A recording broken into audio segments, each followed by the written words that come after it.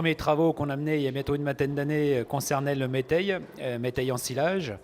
Le métail en silage donc, est semé à l'automne, au mois d'octobre en général, et récolté fin mai, début juin.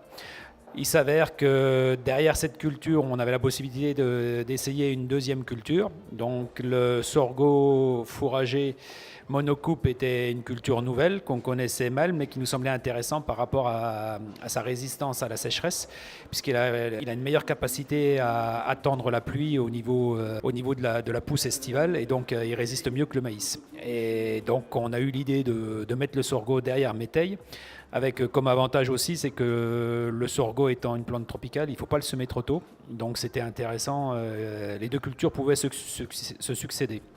Ça, c'était du point de vue agronomique.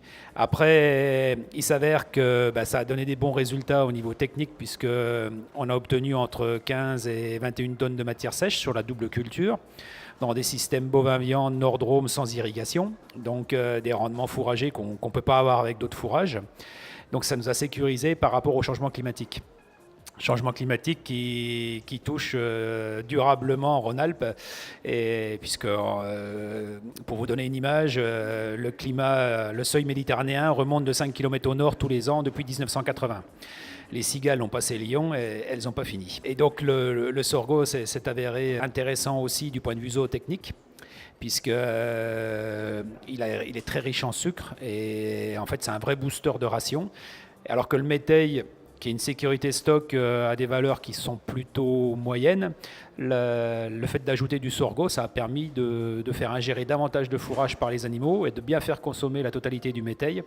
Donc on a amélioré aussi les performances animales, et on est devenu plus économe aussi en concentré, puisque les animaux mangeant plus de fourrage, ils se sont permis de faire les mêmes performances, voire meilleures, avec moins de concentré. Donc on a été gagnant à tous les niveaux.